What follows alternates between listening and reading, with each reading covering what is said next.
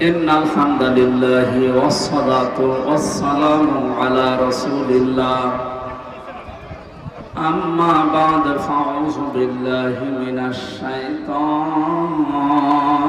রাজীম বিসমিল্লাহির রহমানির রহিম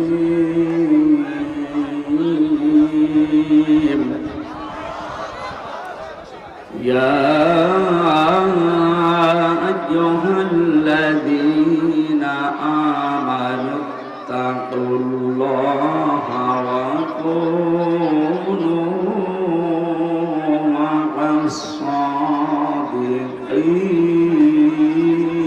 الصادقين صدق الله العظيم. عن أبي هريرة رضي الله تعالى عنه قال سمعت رسول الله صلى الله عليه وسلم يقول سبعة يظلهم الله في ظله يوم لا ظل إلا ظله الإمام العادل إلى آخر الحديث. رواه ابن ماجه وما زادهم إلا إيمانا وتسليما. اللهم صل على জীবনে যত প্রেম আছে কলিজায়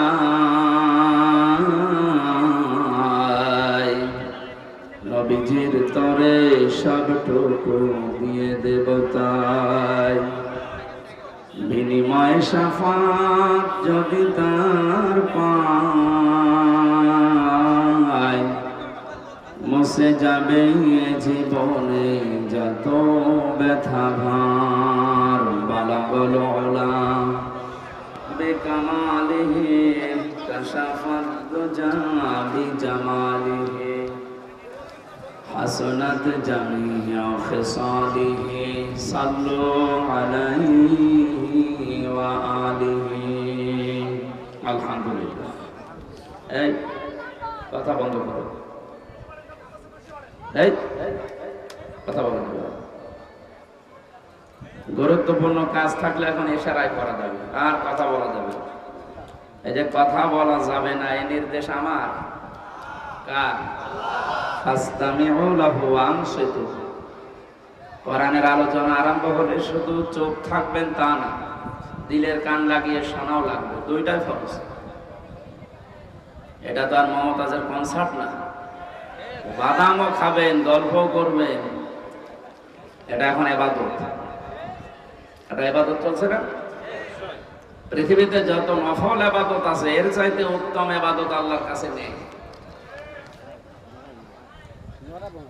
ইমাম মালিক রহমতুল্লাহ আলাইহি আল্লাহর কাছে 100 বার তিনি প্রশ্ন করেছিলেন স্বপ্নে যে আল্লাহ তোমার কাছে সবচাইতে ভালো কাজ, পছন্দনীয় কাজ কোনটা? তিনি 100 বারই জবাব দিয়েছেন ইমাম মালিক, আমার কাছে সবচাইতে পছন্দনীয় কাজ হচ্ছে কোরআনে কারিমের তেলাওয়াত। তিনি 100 বার প্রশ্ন করেছিলেন, এটা কি বুঝে না না বুঝে? উভয় উত্তর দিয়েছে। সুতরাং এখানে যেহেতু শুধু তেলাওয়াত হবে না, বোঝার জন্য আমরা চেষ্টা চালাবো।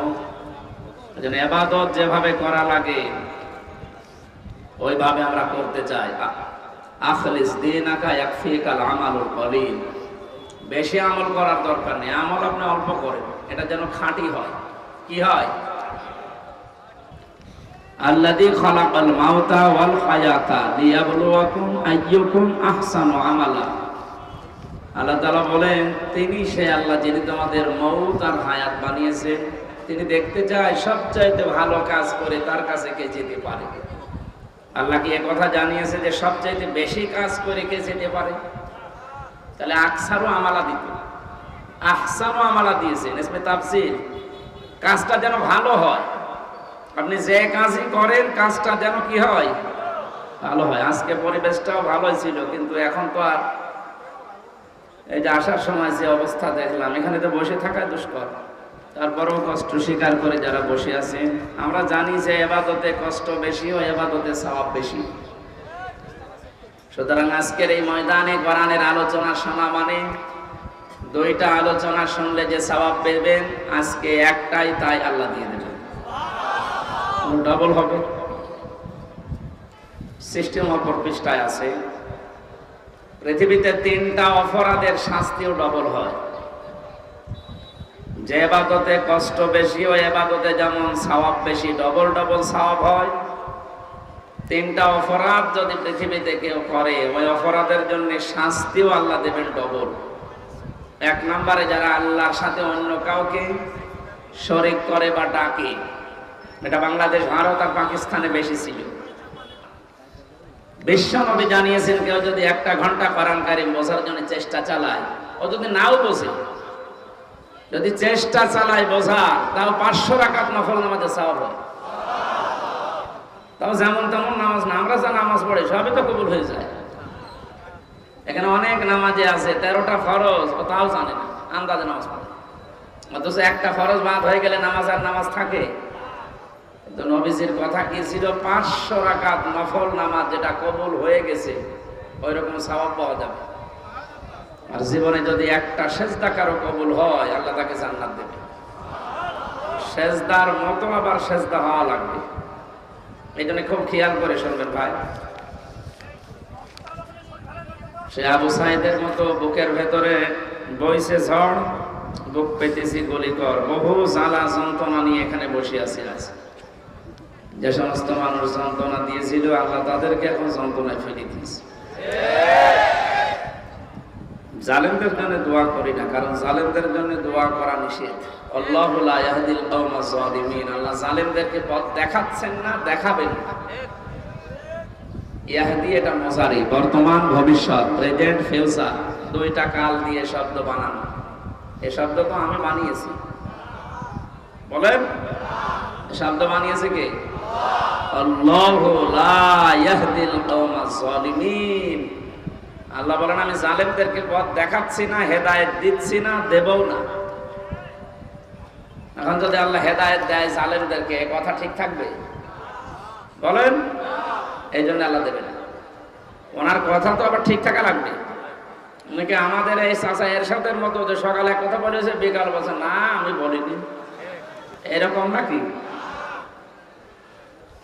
আতাম্মাত কালিমাতু রাব্বিকা সিদকা ওয়া আদলা লা মুবাদদিলা লিকালিমাতিহি ওয়া হুয়াস সামিউল আলিম। আল্লাহ পাক জানিয়েছেন, হে নবী, আপনাকে যে কালাম আমি দিলাম, কোরআনের সব কথাগুলো সত্য কথা এবং ইনসাফ দিয়ে পরিপূর্ণ। 3 নম্বরে কোরআনে যত কথা আমি দিয়েছি কিয়ামত পর্যন্ত এর কোনো রদ বদল নেই। সুবহানাল্লাহ বলতে পারেন না? উনি যখন বললেন যে আমি হেদায়েত দিচ্ছি না, জালেমদের দেব না, সুতরাং এই কথার কোনো রদ বদল। এই জন্য জালেম যারা, বড় আফসোস লাগে আপনার জন্য। আপনার দুনিয়াও শেষ, আখিরাতও শেষ। দুনিয়া তো শেষ করে ফেলেছেন, আপনার আর কিচ্ছু নেই। যারা জুলুম অত্যাচার করেছিলেন, আপনার দুনিয়া শেষ, আপনি যাই করেন। আর আখিরাত শেষ কেন? কারণ আপনি আমার টার্গেট না, আপনি এখন আল্লাহর টার্গেট। ইন্নামাস সাবিলু আলাল্লাযিনা ইয়াজলিমুনান নাস, সূরা শুরার 42 নম্বর আয়াতের প্রথম অংশে আছে। আল্লাহ পাক বলেন আমি নিজে জালেমদের বিরুদ্ধে অভিযোগ দায়ের করব, কেস করব, মামলা দেব। জালেমের বিরুদ্ধে কিয়ামতে মামলা দেবে আব্দুল গফুর সাহেব। কে? আপনি ভাবতেছেন কত কঠিন কথা এটা? জালেমদের বিরুদ্ধে আজ দেশের কিছু মানুষ মামলা দিয়েছে, তাই ওদের অবস্থা যা দেখলাম। গত পরশুদিন আমার হাজিরা ছিল, আমার মামলা সব ঢিসমিস হয়ে গেছে, আলহামদুলিল্লাহ। আমি বের হয়ে আসতেছিলাম আদালত থেকে, দেখছি আল্লাহর এক পাজি বান্দা, হাজি সেলিম না পাজি সেলিম, নামে হাজি লাগালে গুনাহ হবে। ওর যে চরিত্র এখন সব ফুটে উঠতেছে। এজলাসে দাঁড়িয়ে দেখলাম হাওমাও করে কাঁদতেছে। আর আশপাশে যারা দাঁড়িয়ে আছে, গালি তো 1 নাম্বার না, সব মানে 7 নাম্বার গালি দিচ্ছে। কি করলো বলেন তো এই লোকটা? জীবনটা শেষ করে দিল, দুনিয়াও শেষ, আর আখেরাতে তো হাজার হাজার লক্ষ লক্ষ মানুষের মামলার আসামি হবে এবং আল্লাহ নিজে ওর নামে মামলা দেবে।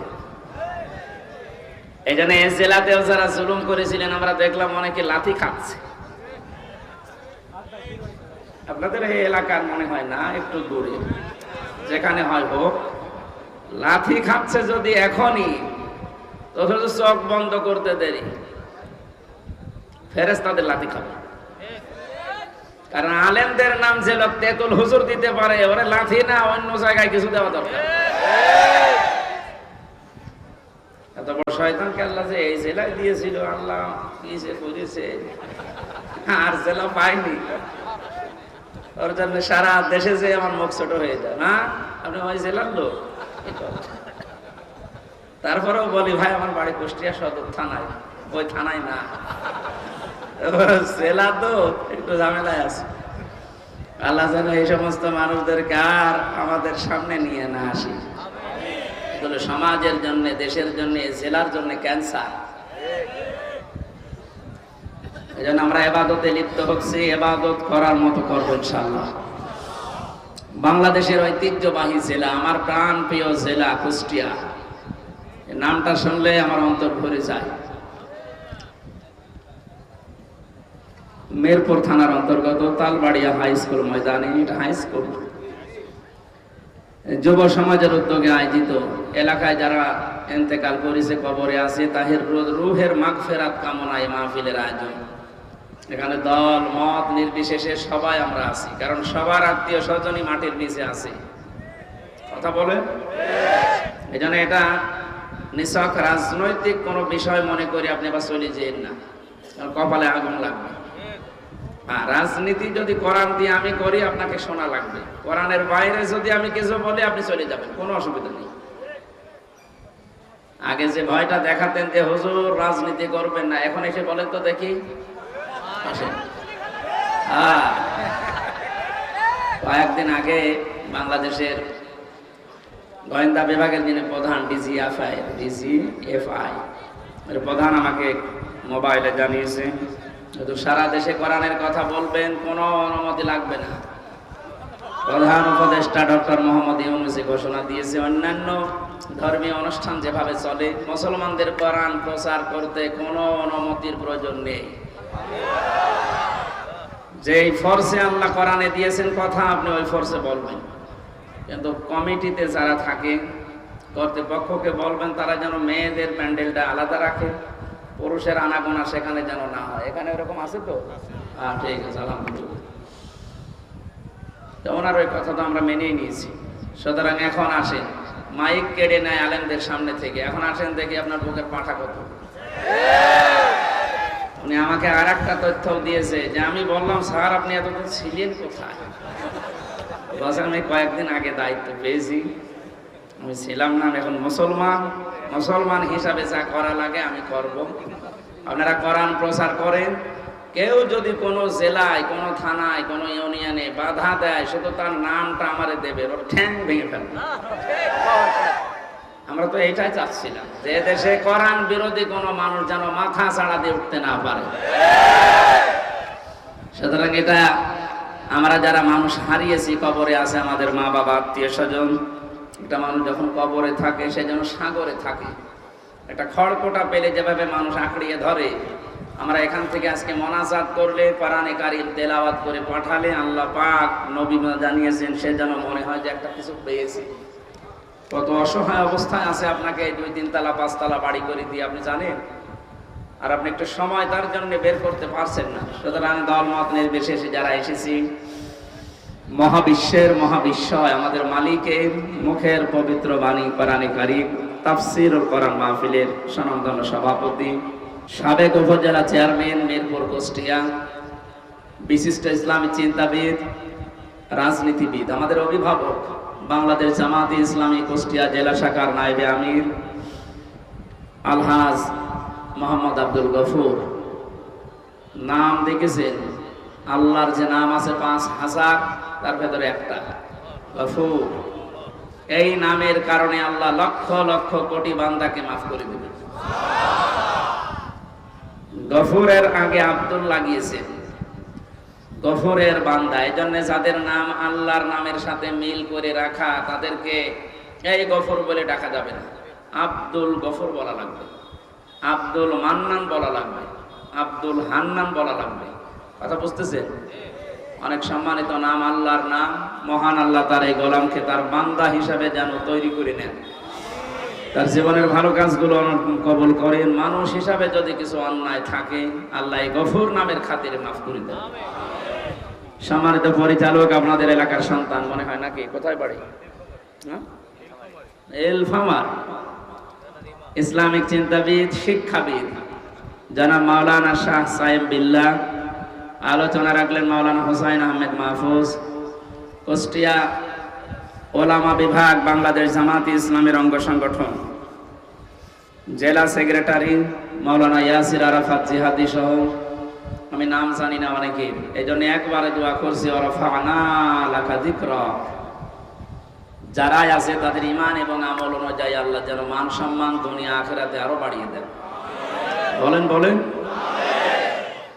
একবার সব দোয়া করলাম বলে আবার রাগ করলেন? মানে অনেক জায়গায় আছে তো। এক শিক্ষক বলছিল ছাত্রকে, এসে রে গোট বানান কর। Sir A B C D F C H I J K L M N O P Q R S T U V W X Y Z, কি করবি? এর ভেতরে আছে, আপনি বানান করি নিন। আমি সব অক্ষর বলে দিয়েছি, আপনি শুধু জি ডবল ও ডি বানান করি নিন। আমি একবারে দোয়া করেছি কোরআনের আয়াত দিয়ে, ওয়ারাফা'না লাকা যিকরাক। এই মঞ্চে বসা আছেন শ্রদ্ধাভাজন ব্যক্তিবর্গ, অত্র এলাকার বিভিন্ন রাজনৈতিক দলের নেতা কর্মীরা, সামনে বসা তাওহীদি জনতা, পর্দার আড়ালের সম্মানিত মা এবং বোনেরা, প্রশাসনের ভাইরা। এখন আর বলা লাগছে না, কারণ থানা পুড়িয়ে গেছে। কি একটা দুর্বিসন্ধি চলছিল দেখেছেন? এই অনুষ্ঠানটা করতে পাতি নেতা থেকে শুরু করে যার নাম নিতেও ঘৃণা লাগে জালেম, তার কাছে কোরআন প্রচার করা হবে, প্রসার করা হবে, অনুমতি নেওয়া লাগতো। কত নিচে নেমেছিলাম আমরা। এখান থেকে শুরু করে 1 2 3 14 জনের কমপক্ষে অনুমতি নেওয়া লাগতো। কোরআন প্রচারে বাধা আমার মনে হয় পৃথিবী তৈরি হওয়ার পর থেকে এই 15 বছরের মতো হয়নি। আমারটা, অন্যটা আমি জানি না, আমি দেখেছি। সব কমপ্লিট করার পরে স্টেজ থেকে আমার নামিয়ে দিয়েছে। আমার 100টা অনুষ্ঠানের প্রায় 95টা বন্ধ করে দিত। বলেন সুবহানাল্লাহ। তারা যে সমস্ত কথা শোনাতো আমাদেরকে যে আমরা নিরাপত্তার জন্য এগুলো করি, দেখো এখন নিরাপত্তা লাগছে না? কথা বলেন না কেন? বাংলাদেশ জামাত ইসলামী কুষ্টিয়া জেলা শাখার উদ্যোগে কিছুদিন আগে 500-র উপরে প্রায় 700 আলেম এসেছিল এতিমখানায় কুষ্টিয়া। সব ঘরানার আলেমরা এসেছিল। এখানে 2.5 ঘন্টা 3 ঘন্টা আলেমদের আলোচনা হয়েছে। আপনি ভাবেন তো, শুধু একটা মাস আগে যদি 500 না 5 জন এক জায়গায় আলেম হতো, কতগুলো মামলা হতো? কোন জায়গা থেকে আমরা কোথায় এসেছি আজ? আমার মনে হয় সেজদায় পড়ে থাকা দরকার। 5 তারিখে আগস্ট মাসের 1:30টার পর থেকে যখন শুনলাম যে আল্লাহ রহমত নাজিল করছে, সেজদায় পড়ে গিয়েছিলাম যে এই আর মনে হয় না তোলাই ভালো মাথা। এখন দিন দিন যা বুঝতে পারছি, আসলে আমার সেজদা থেকে মাথা না তোলায় ভালো। এইরকম উপকার আল্লাহ আমাদেরকে করেছে। স্বাধীন দেশে পরাধীন অবস্থায় ছিলাম আর নাম করতাম যে আমরা স্বাধীন। কিসের স্বাধীন? কুষ্টিয়ায় আমার বাড়ি, আমার চাচা আওয়ামী লীগ করে, উনি আমার দাওয়াত দিয়েছে খাবার খাওয়ার জন্য। যদিও আওয়ামী লীগের বাড়ি খাবার খাওয়া ঠিক না, না সব আওয়ামী লীগ না, আমার চাচার মতো যারা। এখন নিয়ে গেল, যাওয়ার পরে খাবার খেয়েছি।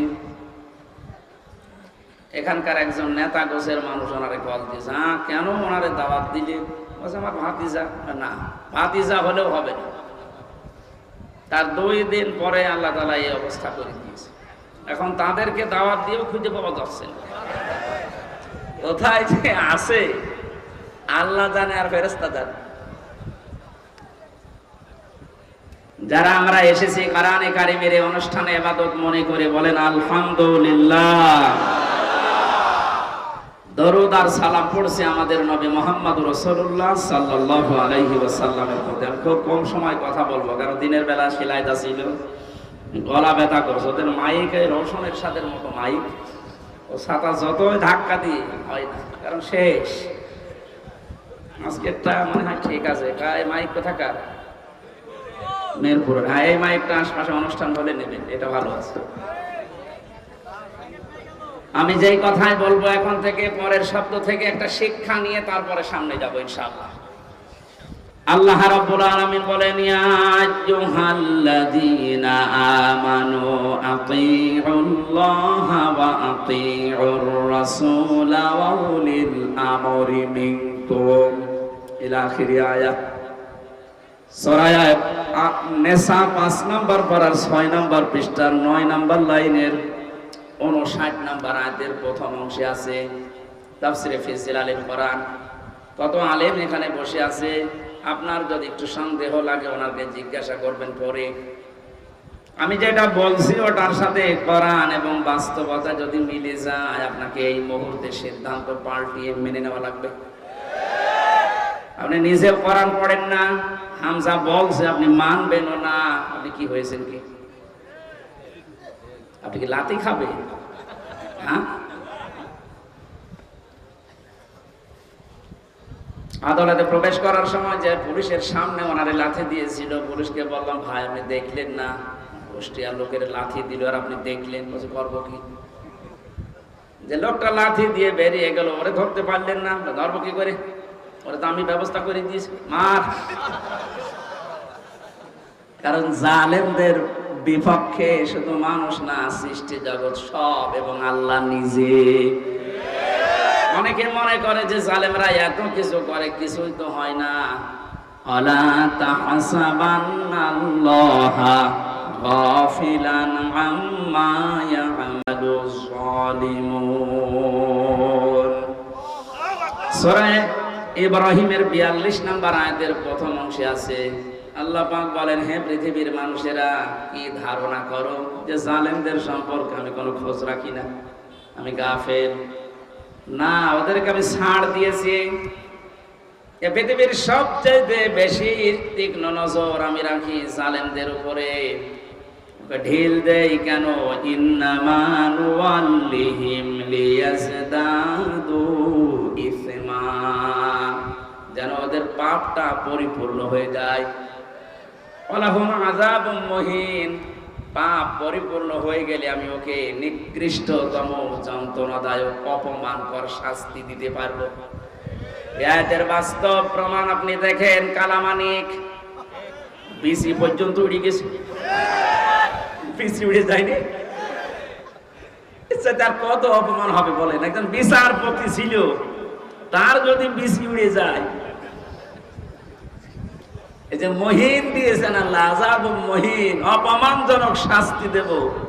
আমার মনে মনে খুশি আমি এই কারণে যে এই বাংলাদেশে যদি আল্লাহ আর কিচ্ছু না দেখায়, এই লোকটাকে আল্লাহ যা দেখাইলো আমি শান্তি পেয়ে গেছি। হ্যাঁ, সত্যি বলছে, আমি শান্তি পেয়ে গেছি। কারণ এই লোকটা কোরআনের পাখি। আল্লামা দেলাওয়ার হোসেন সাইদি রহমতুল্লাহ আলাইহি তার বিরুদ্ধে একা একা সিদ্ধান্ত নিয়েছি। অন্যগুলো কিন্তু বলতো না, আমরা তো অপরাধ পাই না, কিভাবে? বলে না, দেওয়া লাগবে। আল্লাহ মনে হয় এই কারণে ওরা কলা পাতায় শুয়েছে। মানুষ তো মরে গেলে কলা পাতায় জীবিত অবস্থায় শুয়েছে। এই জন্য জালেমদের সম্পর্কে কিন্তু খুব তীক্ষ্ণ নজর আল্লাহ। কোনো মানুষ যেন জালেম হয়ে যাবেন না। যা বলছি এবার মিলা। আল্লাহ ডাক দিলেন, ইমানদার যদি দাবি করো, এখানে অন্তত যারা আমরা আছি ৯৬% যেহেতু মুসলমান এই দেশে, আমরা অন্তত নামে হলো আমরা এখন ইমানদার, কামে না হলেও নামে যারা ইমানদার, আল্লাহর ডাকটা দেখেছেন, ইয়া আইয়ুহাল্লাযীনা আমানু। 89 জায়গায় আছে এই শব্দটা কোরআনে। আল্লাহ রাব্বুল আলামিন যখন এমনি দুনিয়ার মানুষকে ডাক দেন, তখন বলেন ইয়া আইয়ুহান নাস বা ইয়া আইয়ুহাল ইনসান, হে পৃথিবীর মানব মণ্ডলী। শুধুমাত্র যখন ইমানদারকে ডাক দেওয়ার ইচ্ছা করেন তখন তার এই হাত, কুদরতের হাত উঁচা করে মহব্বত নিয়ে বলেন, ইয়া আইয়ুহাল্লাযীনা আমানু,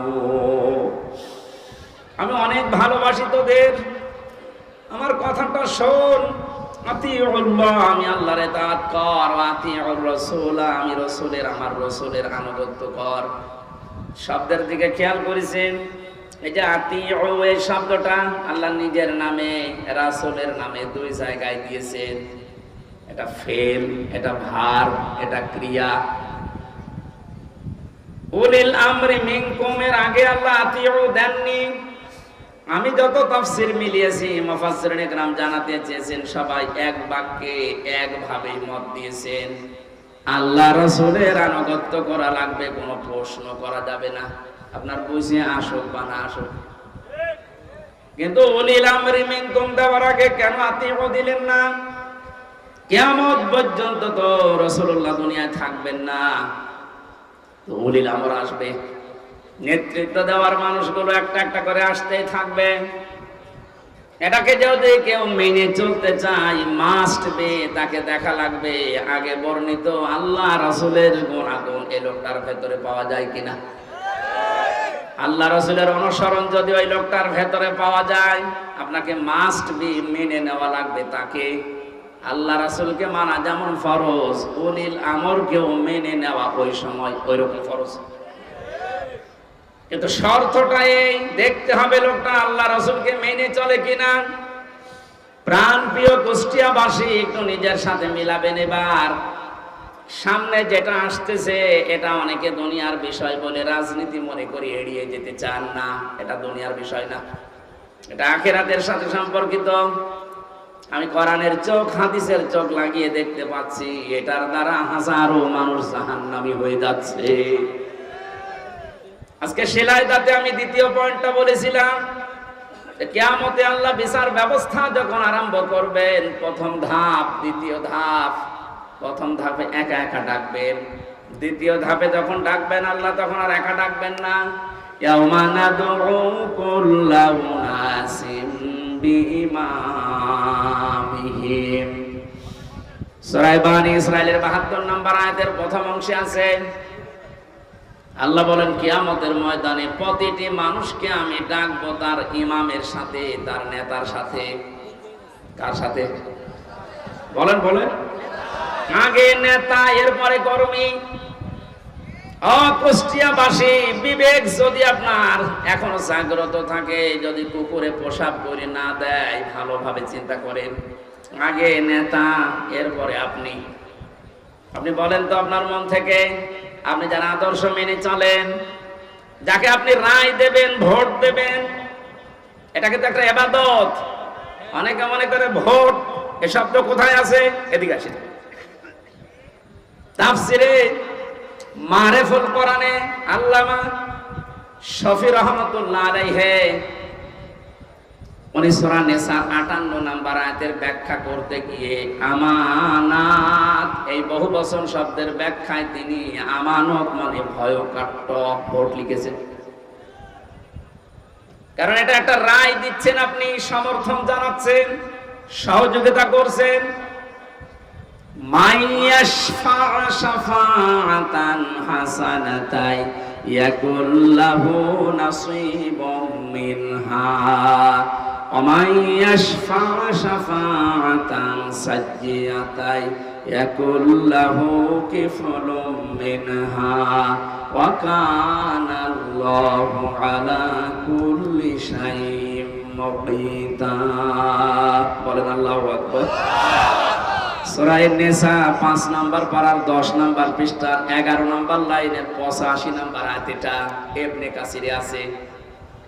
আল্লাহ পাক বলেন, যদি কেউ এই পৃথিবীতে ভালো কাজের সাহায্য করে, রায় দেয়, সাপোর্ট করে, ভোট দেয়, ওই লোকটা ক্ষমতা পেয়ে যত ভালো কাজ করবে, আপনি শুধু একটা রায় দেওয়ার কারণে ওই সওয়াব পেতেই থাকবেন। কোন মানুষ যদি অন্যায় কাজে সাপোর্ট করে, অন্যায় কাজ করার দ্বারা যে গুনাহ হবে, আপনি শুধু একটা রায় দিয়েছিলেন, এই কারণে একই গুনার ভাগ হবে। এই আয়াতের ব্যাখ্যা করতে গিয়ে আমি দেখেছি মুফাসসির লিখেছেন, কিয়ামতে বহু মানুষ উঠবে, তার আমলনামায় জিনার গোনা লেখা থাকবে। ডাক দিয়ে বলবে রব্বুল আলামিন, এটা ফেরেশতারা ভুল করেছে। কি হলো? আমি তো জীবনে জিনা করিনি, আমার জায়েজ স্ত্রী ছিল, সারা জীবন আমি বৈধভাবে সংসার করলাম, আর তোমার ফেরেশতারা লিখেছে আমি নাকি জিনা করেছি। একটা কথা হলো, আল্লাহ পাক বলেন বান্দা আমি জানি তুমি জিনা করনি। এমন লোককে রায় দিয়েছিলে যে লোকটা রায় পেয়ে সংসদে এই বিল পাস করেছিল। এরকম মানুষ এসে নেই? এমন মানুষকে রায় দিয়েছে, এই লোকটা রায় পাওয়ার পরে এমন এমন জায়গায় রাত কাটিয়েছে। আমি দেখতে পাই এই দেশে প্রায় 250টার উপরে নাইট ক্লাব চলছে শুধু ঢাকাতে। কুষ্টিয়াতেও প্রায় 14টার উপরে চলছে। এ সমস্ত জায়গায় তো শুধু আল্লাহর জিকির হয়। নিজের জায়েজ স্ত্রী বাদ দিয়ে যারা এখানে হাজার হাজার লক্ষ লক্ষ টাকা খরচ করে এগুলো চালাচ্ছে, তাদের চরিত্র কোথায় নেমেছে বলা লাগবে না, বুঝে ফিরেছে। আপনি যে শুধু রায় দিয়েছিলেন, ওই লোকটা যত দিন নিজে হোটেলে রাত কাটিয়েছে, যত রকমের জেনা, তার হাতের জেনা, মুখের জেনা, চোখের জেনা, লজ্জাস্থানের জেনা, যত রকমের জেনা হয়েছিল ওগুলো সব ফ্লাক্সে লোড হয়ে বিকাশ হয়ে আপনার আমলনামায় যাচ্ছে। এখন যদি বলেন হুজুর আমার বিকাশ নাম্বার খোলা নেই, এমনি খুলে যাবে। খোলা লাগবে, ভোটার আইডি কার্ড দিয়ে ছবি দিয়ে তারপরে টিপসই দিয়ে বিকাশ করবেন, লাগবে না, এমনি খুলে যাবে। শুধু রায়টা দিয়ে দেখেন। আপনাকে আমি বলছি না যে অমুকে দাঁড়িয়েছে তারে রায় দেন না, আপনি দেখবেন যে 5 জন দাঁড়িয়েছে ভোটে, এর ভেতরে আল্লাহ রসুলকে মেনে চলে কোন লোকটা, আপনি তারে, কারণ আপনার এই রায়টা রায় না, এটা একটা ইবাদত। এটা কি?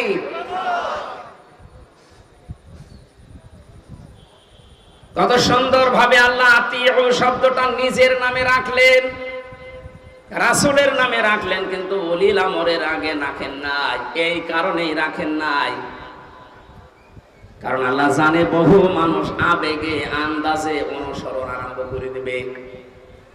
কোরআনে কারীম জানাচ্ছে ইত্তাবিউ মা উনজিলা ইলাইকুম মির রাব্বিকুম ওয়া লা তাত্তাবিউ মিন দুনিহি আউলিয়া কলিলাম মা তাযাক্কারুন।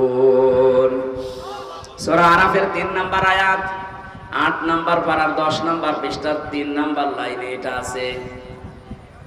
আল্লাহ পাক বলেন সবাই মিলে অনুসরণ করো, অনুকরণ করো যেটা তোমাদের প্রতি তোমাদের রব নাযিল করেছে। কুষ্টিয়াবাসী আমরা এক বাক্যে স্বীকার করি আমাদের রব আমাদেরকে দিয়েছেন কোরআন। কথা বলেন না কেন? কোন সন্দেহ আছে এর ভেতরে? তাহলে অনুসরণ করা লাগবে, একা একা না, সবাই মিলে। ইত্তাবিউ বহু বছর, এই জন্যই তো আহ্বান জানাচ্ছি। নয়তো আমি একা একা মেনে যদি জান্নাতে যেতে পারতাম আপনাদের জীবনও ডাকতাম না। এই যে কোরআন শরীফ আমি হাতে নিয়ে বলছি, সত্যি যদি আল্লাহ এখানে 1 বছর দিত যে অনুসরণ কর তোরা জান্নাত দিয়ে দেব, আপনাদেরকে আমি জীবনও বলতাম না। কারণ আমার বাবার যা আছে, আমার যা আছে, আমি কিচ্ছু না করলে অন্তত মরণ পর্যন্ত আমার কেটে যাবে। আমি একা তো জান্নাতে যেতে পারছি না, আপনাকে আমার বাঁচানো লাগবে।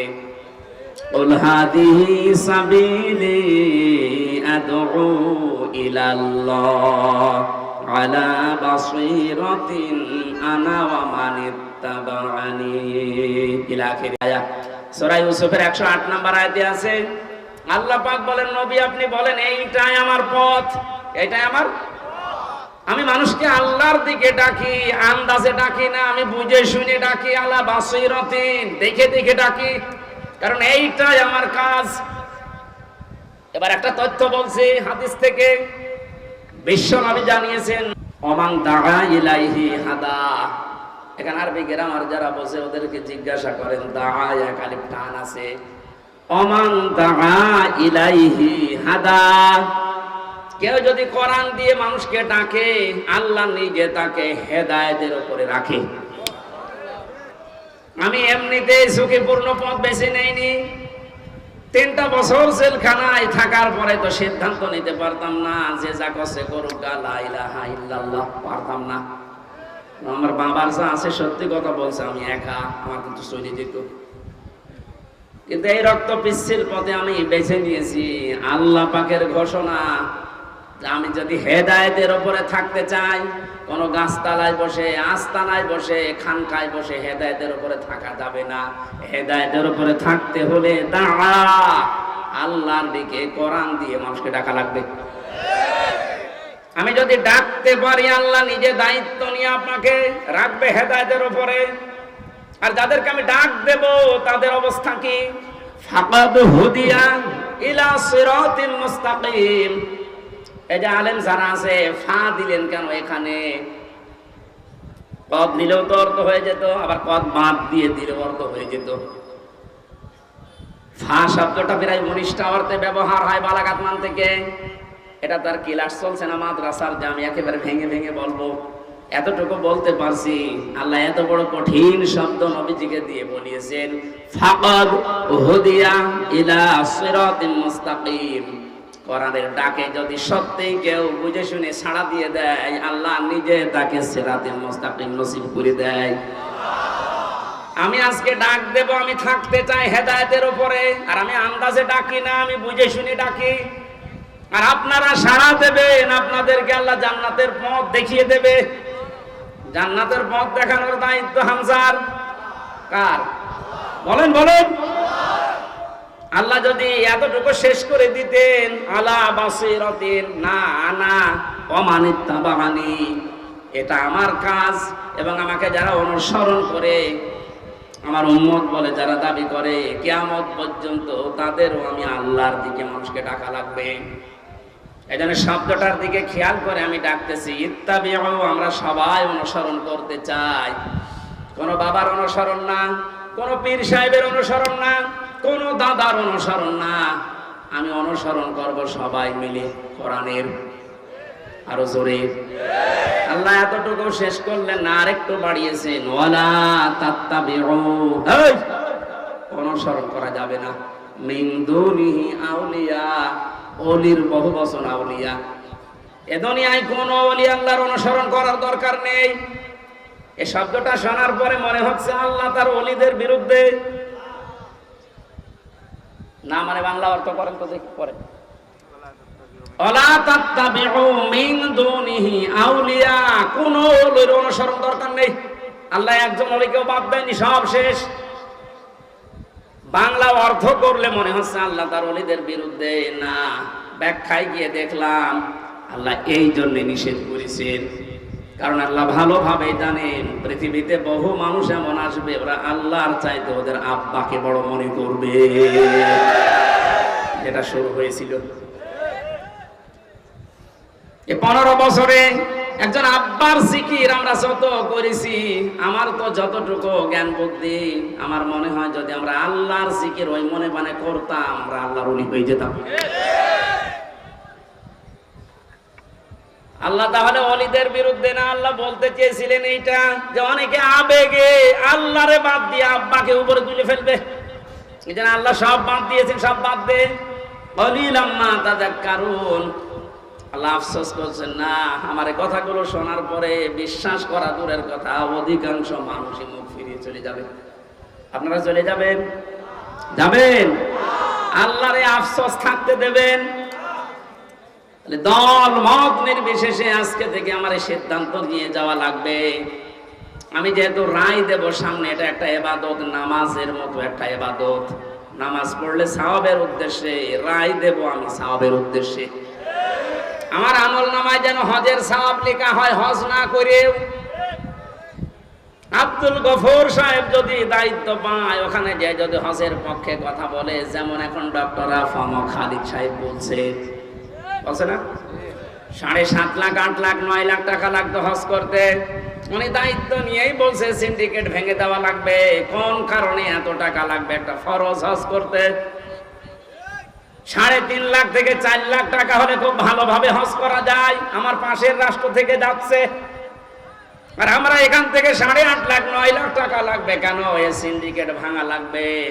এইরকম খালিদের মতো মানুষ যদি দেশে 151 জন তৈরি হয়ে যায়, আর এই রায়টা যদি পাশ হয়ে যায়, কিয়ামত পর্যন্ত যত মানুষ দেশে আসবে আমল নামায় দেখবেন এমনিতেই হজের সওয়াব লেখা হয়ে গেছে। হজ না করে আপনি হাজি, কিয়ামতে আল্লাহ আপনাকে হাজি বলে ডাকবে, বলবেন আল্লাহ আমি তো হজ করিনি। আল্লাহ জবাব দেবেন, বান্দা আমি জানি তুমি হজ করনি। এমন জায়গায় তুমি রায়টা দিয়েছিলে, তোমার রায় পেয়ে লোকটা চেয়ারে বসেছিল। শুধু চেয়ারে বসে নাই, ওখান থেকে আমার একটা ফরজ বিধান হজের পক্ষে কথা বলেছিল। আল্লাহ কিন্তু ফেরেশতা দিয়েও এটা পারে না, পারে না? কিন্তু আমাদেরকে আল্লাহ দায়িত্বই তো দিয়েছে খলিফা হিসাবে, ইন্নী জাইলুম ফিল আরদি খলিফা, আমি তোদেরকে দুনিয়ায় পাঠালাম খলিফা করে।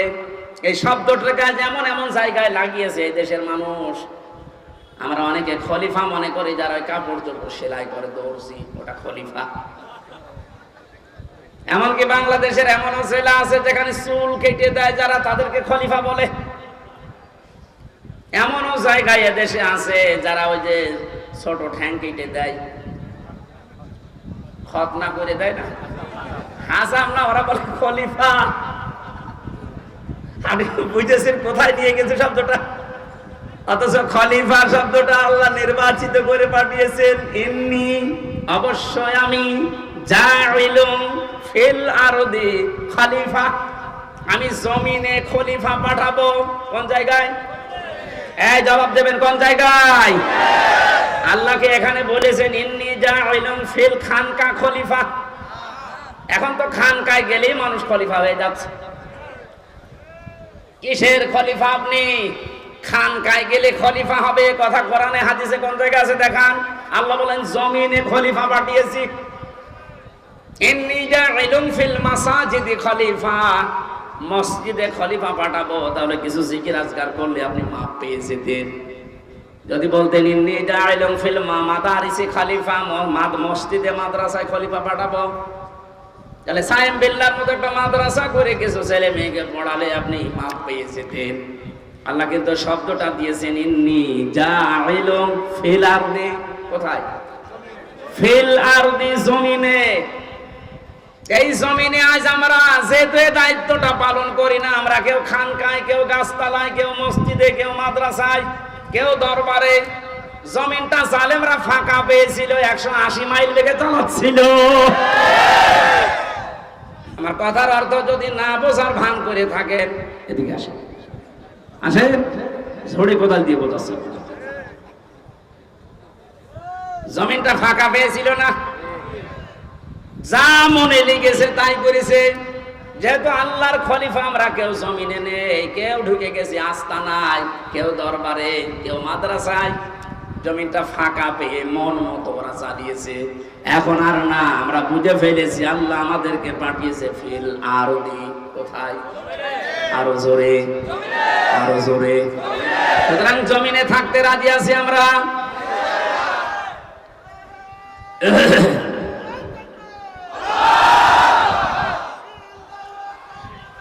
আলহামদুলিল্লাহ।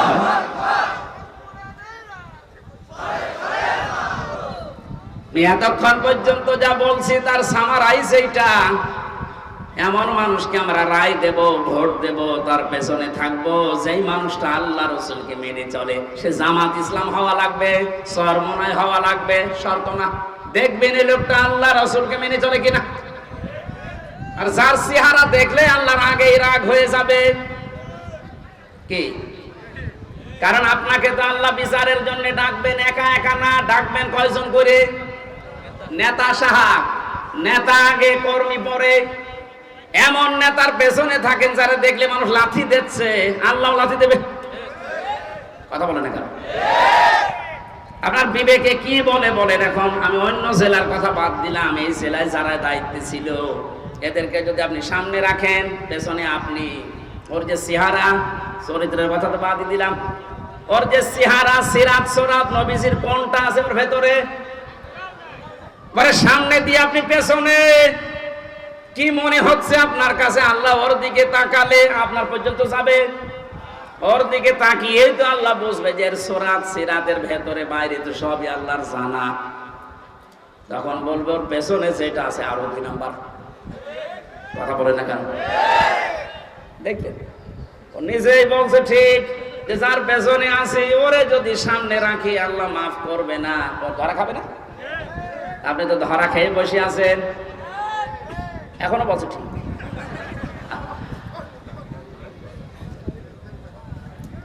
আশা করছে আপনার বিবেক খুলবে। এরপরও যদি কেউ ফিরে না আসে, আমার মনে হয় ওর বিবেকের উপরে তালা লাগানো আর কুকুরে পেশাব করে জং ধরে গেছে। আল্লাহ আমাদের হেফাজত করুন, আমিন। আমি এত নিচু কথা বলতাম না, এই উদাহরণটা দিলাম আপনাদের জন্য, আপনার বিবেকে তালা যেন খুলে যায়। আমরা কোরআনে কারিম থেকে সূরা তাওবার 119 নাম্বার একটা মাত্র আয়াত পড়েছি। আমি ব্যাখ্যা করতে পারিনি ওখানে, এই জন্য বলেছিলাম যে এখানে ব্যাখ্যাটা যতটুকু পারি করব। এই শব্দটা নিয়ে বিশেষ করে এ বাংলাদেশ, ভারত আর পাকিস্তানে আমি বহু জায়গায় গেলাম, দেখলাম ভেজাল চলছে। বিশেষ করে এই আয়াতটা নিয়ে সমস্যা বেশি। আয়াতের সমস্যা না, ব্যাখ্যা করতে গিয়ে যে যেই দিকে আছে ওই দিকে টেনে টেনে কথা বলে। আমরা ওই রকম করবো না। আমরা দেখবো আল্লাহ কি বলেছে, রাসূল কি করেছে, আয়াতের ব্যাখ্যা, সাহাবায়ে কেরাম কি ব্যাখ্যা দিয়েছে। আমি যেহেতু এগুলো পড়েছি এই জন্য আমি ডেলিভারি দিচ্ছি, শোনেন। আল্লাহ পাক জানিয়েছেন, ইয়া আইয়ুহাল্লাযীনা আমানু তাকুল্লাহা ওয়া কুনু মা'আস সাদিকিন। ওহে যারা ঈমানের দাবি করো, আমি আল্লাহকে ভয় করো, এই দুনিয়াতে যারা সত্যবাদী তাদের সঙ্গী সাথী হয়ে যাও, তাদের সাথে থাকো। 3টা বিষয় এই আয়াতের ভেতরে আমরা পেয়েছি। 1 নম্বরে আল্লাহর ডাক ছিল ঈমানদারকে। কাকে? প্রশ্ন আসতে পারে, আমি তো ঈমানদার আছি না। মুসলমানের ঘরে আসলেই তার ঈমানদার বলবেন হবে না, দেখতে হবে আপনার ঈমান আছে কিনা। কোরআনে কারিমে আল্লাহ যতবার ঈমানের কথা জানিয়েছেন আমি প্রত্যেকবার দেখেছি। তোমরা যারা ঈমান পেয়েছো তারা শোনো, এ কথা নেই। আল্লাহ বলেছেন তোমরা যারা ঈমান এনেছো তারা শোনো। আমরা কি ঈমান এনেছি না পেয়েছি? হ্যাঁ, না না না, আমরা তো পেয়েছি, আমরা ঈমান আনতে পারি না এখনো। ঈমান এনেছিল হযরত বেলাল, ঈমান এনেছিল হযরত খাব্বাব। তাকান তাদের জীবনের দিকে, ঈমান আনার কারণে কি গেছে তাদের উপর দিয়ে। হযরতে সুমাইয়া ঈমান এনেছিল তারা, আর আমরা ঈমান পেয়েছি। আমরা ঈমান কি করেছি? এজন্য আমাদের ঈমান আনতে হবে।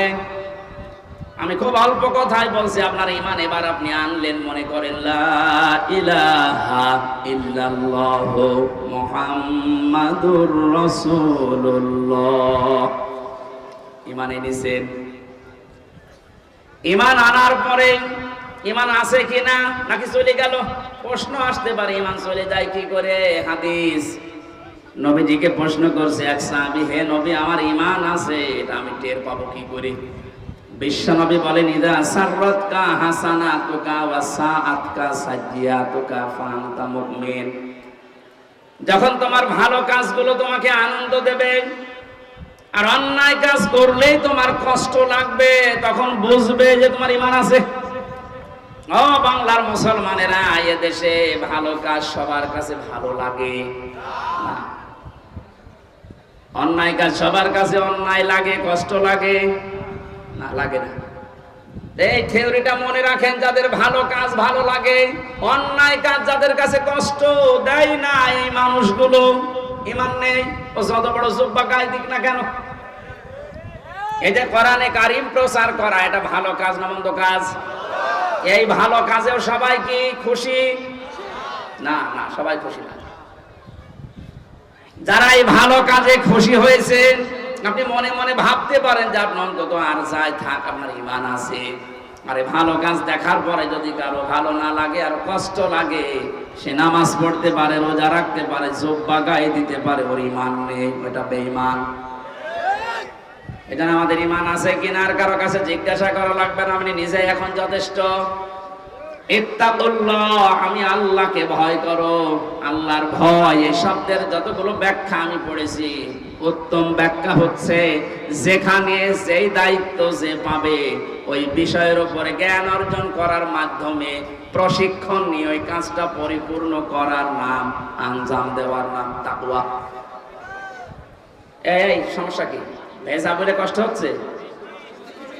বৃষ্টি পড়ছে।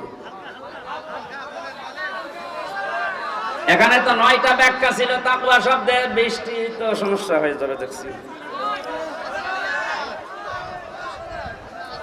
আকুনু মাস সাদিকিন, ঈমান আনলে এখানে 9টা পয়েন্ট পেয়েছিলাম আমরা। কোন মানুষ যদি ঈমান আনার পরে তাকওয়া অবলম্বন করে, মহান আল্লাহ তাকে দুনিয়ায় 9টা, আখিরাতে 27টা উপকার করবেন বলে কোরআনে ঘোষণা দিয়েছেন। বলেন সুবহানাল্লাহ। তাকওয়ার যে ব্যাখ্যা এতদিন পর্যন্ত শুনেছি যে আল্লাহর ভয় এটা কি, আসলে তাকওয়ার আসল ব্যাখ্যা এখন আমার কাছে এইটা মনে হচ্ছে, যতগুলো আছে হ্যাঁ আছে, আমার কাছে এইটা মনে হয় যে যেখানে যেই কাজ করবে ওই কাজের প্রশিক্ষণ নিয়ে, শিক্ষা নিয়ে, প্রশিক্ষণ এবং শিক্ষা দুইটাই থাকা লাগবে ওই কাজের উপরে। এরপরে ওই কাজটা সুচারুরূপে যে আঞ্জাম দিতে পারে এই লোকটা তাকওয়াবান। বাংলাদেশ আজ এইটা ছিল না। কারণ তাকওয়া যদি কেউ অবলম্বন করে ঈমান আনার পরে, আসমান জমিনের যত বরকতের দরজা সব আল্লাহর খুলে দেওয়ার কথা ছিল কোরআনে। আমরা দেখতে পেলাম আর বরকতের দরজাগুলো সব বন্ধ হয়ে যাচ্ছে আস্তে আস্তে। একটাই কারণ, আমরা তাকওয়া অর্জন করতে পারি নাই ঈমান অনুযায়ী। যেখানে যেই লোকটা উপযুক্ত তাকে সেই জায়গায় না দিয়ে এমন লোককে সে চেয়ারে বসিয়েছে, চেয়ারের পর্যন্ত অপমান হয়। এই লোকটা সারা জীবন পড়েছে আইন নিয়ে, তারা আইনের পক্ষে না বসিয়ে আইনের চেয়ার না দিয়ে দিয়েছে কৃষির চেয়ার। সে কি বুঝবে বিষয়ে? তারও বিষয়ে লেখাপড়া নেই, শিক্ষা নেই, প্রশিক্ষণ নেই। ও যদি কিছু ফতোয়া দেয়, কোন মাসলা মাসাইল দেয়, সব দেবে আন্দাজে। এই জন্য আমরা পিছিয়ে যাচ্ছিলাম। বাইরের দেশগুলোতে আমি যতটুকু ঘুরেছি, এই যে সিঙ্গাপুর, মালয়েশিয়া, থাইল্যান্ড, যতগুলো দেশ ঘুরে আসলাম, ওখানে দেখেছি ওরা উন্নত হচ্ছে এই কারণে যে যেই বিষয়ে পারদর্শী তাকে ওই বিষয়ের উপর এগিয়ে দেয়। আপনার 4টা ছেলে আছে, এক একটা ছেলে এক এক লাইনে বসে ভালো, আপনি সেই লাইনে এগিয়ে দেন। একজন যদি ইঞ্জিনিয়ার এই বিষয়টা ভালো বোঝে, ওকে আপনি ওই লাইনে পড়ান।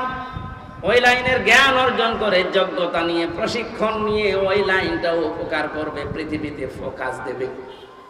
অথচ পারে না ওই বিষয়ে, জোর করে তাকে ঠেলা দেবেন, কিছুদিন পরে এমন জায়গায় পড়বে আর খাতির করতে পারবে না। আমাদের দেশের সিস্টেমগুলো আজ পাল্টানো দরকার। যে যেই বিষয়ে পারদর্শী, ভালো বোঝে, এগিয়ে যেতে চায়, তাকে ওই দিকে এগিয়ে শিক্ষা দিয়ে, প্রশিক্ষণ দিয়ে ওই কাজটা সুচারুরূপে আঞ্জাম দেওয়ার সুযোগ করে দেন, দেশ দাঁড়িয়ে যাবে। এটা দিয়ে দেয়নি আমরা, এই কারণে দরবেশ, এই কারণে দরবেশ এটা আমরা দিতে পারিনি। ওর যে সুরাত আর সিরাত পুরাটাই পাল্টিয়ে গেছে। আমার মনে হয় আজরাইল ফেরেশতা ওরে চিনতে পারতো না। হ্যাঁ, ওর যে অবস্থা, দরবেশ থেকে ধরবেশের যে অবস্থা একেবারে নম হয়েছিল, প্রশাসন পর্যন্ত চিনতে পারে নাই। চিনবে কে? ফেরেশতা আজরাইল এসে যদি বলে ভাই তুমি কে, তুমি কি আসলে সে দরবেশ? বলে যদি না আমি নৌকার মাঝি, তারপরে ছেড়ে দিলাম। আমার ভাইরা, এই জন্য আমাদের তাকওয়া হচ্ছে না। তাকওয়া যারা অর্জন করেছিল ওই মানুষগুলোকে আল্লাহ দুনিয়াতে কি কি উপকার করেছিলেন। কোরআনে কারীম বলেছে এই পৃথিবীতে কেউ যদি তাকওয়া অর্জন করতে পারে, ওই মানুষ যদি বিপদেও পড়ে এমন জায়গা থেকে আল্লাহ তাকে সাহায্য পাঠাবে, লোকটার ধারণাও ছিল না এখান থেকে সাহায্য আসতে পারে। সত্যবাদী যারা, তাদের সাথে যেহেতু থাকার জন্য আল্লাহ নির্দেশ দিচ্ছেন, সত্যবাদী মনে করে আমরা মনে করি এই যে বিশাল চৌবাচার গায়ে আছে, পাগড়ি মাথায় আছে, হাতে তসবিহ আছে, মসজিদ, মাদ্রাসা, খানকা ছাড়া কিচ্ছু বোঝে না, এই সত্যবাদী না। কোরআনে কারিমে আয়াতের ব্যাখ্যা আছে সূরা বাকারার 177 নম্বর আয়াতে আল্লাহ পাক জানিয়েছেন কেউ যদি সত্যবাদী তার ঈমানের দাবিতে হতে চায় 10টা কাজ তাকে দুনিয়ায় আঞ্জাম দেওয়া লাগবে। বাংলাদেশ সহ পৃথিবীতে যারা এই 10টা কাজের আঞ্জাম দেখছেন এই মানুষগুলো তাদের ঈমানের দাবিতে সত্যবাদী। আপনি তাদের সাথে থাকবেন এই নির্দেশ হামজার। কার? আরো জোরে বলেন। এই নির্দেশটা আপনাকে মানা লাগবে আজকে। শুধু পূর্ব পশ্চিম দিকে মুখ ঘোরালে সওয়াব হয় নাকি? বৃষ্টি শুরু হয়ে গেছে। না না কষ্ট হয় ভাই, ভিজে যাবে। এই কোরআন শরীফ নিয়ে যান, কোরআন শরীফটা নিয়ে ভালো জায়গায় রাখেন। সুবহানাল্লাহ আলহামদুলিল্লাহ। বৃষ্টি যখন শুরু হয়ে যাচ্ছে ওই দিন আসেন কথা বলবেন ইনশাআল্লাহ। আল্লাহুম্মা আমিন। লা ইলাহা ইল্লা আনতা সুবহানাকা ইন্নী কুনতু মিনাজ জালিমিন। ও মাবুদ, আমার প্রাণ প্রিয় ছেলে এই কুষ্টিয়ার মানুষগুলো কোরআনের জন্য যেমন পাগল হয়েছে এদেরকে তুমি কোরআনের শাসন দিয়ে ধন্য করো। এ মাহফিলের আয়োজন করতে গিয়ে তোমার যে বান্দারা শ্রম দিয়েছে এদের শ্রমগুলো কবুল করে নাও। শাহ মোহাম্মদ সায়েম বিল্লাহ সহ যত মানুষ এই মাহফিলের জন্য এসেছে, যে যেইভাবে সহযোগিতা করেছে আল্লাহ তাদের সাহায্য সহযোগিতা কবুল করে নাও। মাহফিলের সম্মানিত সভাপতি আলহাজ আব্দুল গফুর, আল্লাহ তুমি আমাদেরকে তার অভিভাবকত্ব কবুল করে নাও। আমরা দেখতে চাই এরকম মানুষগুলো যেন এই দেশের মানুষের অভিভাবক হয়। আল্লাহ তুমি সাহায্য করো। মা বোনদেরকে পর্দায় থাকার তৌফিক দাও। তাদের পেটে আল্লাহ তুমি হাসান হোসাইনের মতো সন্তান দান করো। সব থেকে আমাদেরকে বাঁচাও। কুষ্টিয়ার মাটির নিচে যত মানুষ ঘুমিয়ে আছে কোরআনের ইজ্জতে মাফ করে দাও। কখন কার কাছে আজরাইল আসে জানি না, যখনই আসবে যেন শেষ কথা এটা বলতে পারি লা ইলাহা ইল্লাল্লাহু মুহাম্মাদুর রাসূলুল্লাহ।